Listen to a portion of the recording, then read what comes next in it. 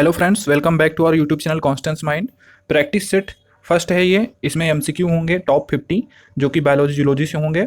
और यहाँ पे ये जो एमसीक्यू हैं ये सभी कम्पिटिटिव एग्जाम्स तथा एंट्रेंस एग्जाम यूजी पीजी और हिंदी में है तो हम पीएचडी के लिए नहीं कर सकते हैं, लेकिन आप अगर देखना चाहते हैं तो ठीक है। सभी एग्जाम्स के लिए यूजी पीजी के लिए और जितने भी कम्पिटिटिव एग्जाम होते हैं चाहे रेलवे के हो या एसएससी के हों सबके लिए इंपॉर्टेंट है। बहुत ही अच्छे क्वेश्चन है, आप इसको एंड तक देखिएगा। सारे क्वेश्चन बहुत ही जल्द हम कवर कराएंगे और इसकी प्रैक्टिस सेट आती रहेंगी, आप अगर कमेंट सेक्शन में बताएंगे तो। पहला क्वेश्चन यहाँ पे है, दही जमाने में निम्नलिखित में से किस सूक्ष्म जीव का प्रयोग किया जाता है? तो पहले का ए यहाँ पे होगा, एसिटोबैक्टर का प्रयोग किया जाता है। दूसरा है, नाइट्रोजन यौगिकीकरण में निम्नांकित में से कौन सी फसल सहायक है? तो यहाँ पे सी, फली की फसल जो है वो सहायक है। जंतु में होने वाली फूड एंड माउथ रोग किसके कारण उत्पन्न होती है? तो ये हमारा होता है विषाणु के कारण, मतलब वायरस। चौथा क्वेश्चन है, निम्नलिखित में से कौन सा एक जीव चावल की फसल के लिए जैव उर्वरक का कार्य करता है? तो यहाँ पे चौथे में ए है, ब्लू ग्रीन एल्गी। पांचवा, एथलीट फुट नामक बीमारी किससे उत्पन्न होती है? तो बी है यहाँ पे, कवक। सही है। निम्नलिखित में से कौन सा वायु प्रदूषण का एक जैव सूचक है? तो यहाँ पे आपका आंसर होगा बी, लाइकेन। ठीक है, बहुत ही अच्छे अच्छे क्वेश्चन है। सातवां है, वनस्पति जगत में निम्नलिखित में से किसको जल स्थलचर उभयचर, जिसको हम मतलब दोनों में जो जल और स्थल दोनों पे हो वे उभयचर होते हैं, उनको हम कहते हैं? तो यहाँ पे आपका आंसर होगा सी, ब्रायोफाइटा। आठवां क्वेश्चन यहाँ पे है, तेल प्रदूषण नियंत्रण में प्रयुक्त होने वाला सुपर बग क्या है? तो आठवें का आंसर यहाँ पे होगा बी, जीवाणु विकृत। ये जो है सुपर बग है तेल प्रदूषण नियंत्रण में प्रयुक्त होने वाला। नौवां है, पान की लता में बनने वाले जड़ कौन से होते हैं? तो पान की लता में कौन से जड़ बनते हैं? यहाँ पे सी ऑप्शन सही होगा, आरोही जड़। निम्नलिखित में से कौन सा रूपांतरित तना है? तो 10वां का ऑप्शन डी है सही, आलू। 11वां क्वेश्चन है यहाँ पे, पौधे का कौन सा भाग फूल बनने के उद्दीपन ग्रहण करता है? तो 11वें का ऑप्शन यहाँ पे सही होगा सी, जो पर्ण भाग होता है वो फूल बनने की उद्दीपन ग्रहण करता है। निम्नलिखित में से कौन सा विश्व का सबसे बड़ा पुष्प है? तो 12वां नंबर का आंसर होगा यहाँ पे सी। सी क्या है? रेफ्लेसिया। ये विश्व का सबसे बड़ा पुष्प माना जाता है। निम्न में से किस एक की खेती पौध का प्रतिरोपण करके की जाती है? 13वां का ऑप्शन यहाँ पे सही होगा सी ऑप्शन, प्याज की खेती जो है वो पौध का प्रतिरोपण करके की जाती है। जो खेती करते होंगे वो जानते हैं। 14वां क्वेश्चन है, नाशपाती का कौन सा भाग खाया जाता है? तो जो इसका है गुद्देदार जो पुष्पासन होता है उसको खाया जाता है। 15वां क्वेश्चन है, घटपर्णी मतलब पिचर प्लांट के निम्नलिखित भागों में से कौन सा एक घट में रूपांतरित होता है? तो 15वां का ऑप्शन कौन सा सही होगा? बी, पत्ता। कुनैन किस पेड़ की छाल से निकाली जाती है? तो इसका ऑप्शन सही होगा बी, सिंकोना से। निम्नलिखित में से किसमें प्रोटीन का सबसे अधिक स्रोत पाया जाता है? तो 17वां का ऑप्शन सही होगा डी, सोयाबीन से प्रोटीन का सबसे अधिक स्रोत पाया जाता है। किस पादप को साकी भारतीय डॉक्टर कहते हैं? तो यहाँ पे ऑप्शन आपका आंवला जो है वो सही होगा, इसको साकी भारतीय डॉक्टर कहते हैं। 19 का ऑप्शन है, केसर मसाला सैफ्रॉन स्पाइस बनाने के लिए पौधे का निम्नलिखित में से कौन सा भाग उपयोग में लाया जाता है? तो 19वां का यहाँ ऑप्शन सही होगा डी, वर्तिकाग्र, स्टिग्मा। प्रकाश संश्लेषण में पौधे कौन सी गैस का अवशोषण करते हैं? तो यहाँ पे ऑप्शन सही होगा ए, कार्बन डाइऑक्साइड का। ठीक है, ये ऊपर वाला 21वां नंबर क्वेश्चन है, यहाँ पे लिखा नहीं गया है। तो 21वां नंबर क्वेश्चन है, प्रकाश संश्लेषण क्रिया में मुक्त होने वाली ऑक्सीजन कहाँ से आती है? तो कहाँ से आती है? यहाँ पे आप देख सकते हैं, ये बी वाला ऑप्शन होगा, जल से आती है।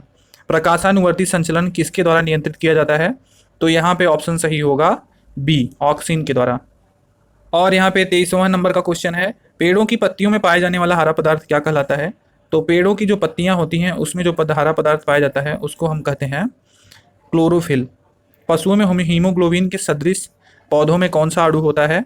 तो 24 का यहाँ पे डी होगा, क्लोरोफिल। कौन सा जीवित ऊतक उच्च वर्गीय पौधों में जैव पोषक वाहक का कार्य करता है? 25 का यहाँ ऑप्शन बी सही होगा, फ्लोएम। 26 क्वेश्चन देख रहे हैं, यहाँ पे निम्नलिखित में से किस एक भारतीय वैज्ञानिक ने पादपों में जल की लंबी दूरी के अभिगमन का सिद्धांत प्रस्तुत किया? तो 26वां का यहाँ ए सही होगा, जेसी बोस ने प्रस्तुत किया था। 27वां है, किसके द्वारा आनुवांशिकता के विज्ञान को आनुवांशिकी कहा गया? तो यहाँ पे ऑप्शन आपका सही होगा डी, वाटसन ने। किसकी उपस्थिति के कारण किसी पादप कोशिका और पशु कोशिका में अंतर पाया जाता है? तो यहाँ पे ऑप्शन आपका सही होगा, कोशिका भित्ति की उपस्थिति के कारण। डीएनए के द्विहेलिक्स मतलब जो हेलिकल प्रारूप है पहली बार किसने प्रस्तावित किया था? डबल हेलिकल प्रारूप, ठीक है। तो इसका ऑप्शन सही होगा ए, वाटसन एंड क्रिक ने पहले प्रस्तुत किया था।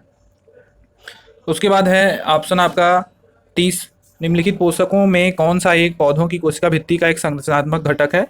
तो यहाँ पे ऑप्शन सही होगा ए, मैग्नीज।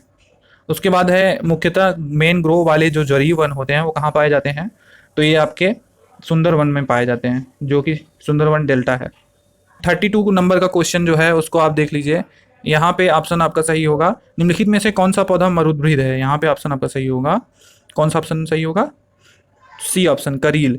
निम्नलिखित में से कौन सा सबसे अधिक स्थिर पारितंत्र मतलब पारिस्थितिक तंत्र है? तो यहाँ पे ए ऑप्शन सही होगा, महासागर। भारत में पारिस्थितिक असंतुलन का निम्नलिखित में से कौन सा एक प्रमुख कारण है?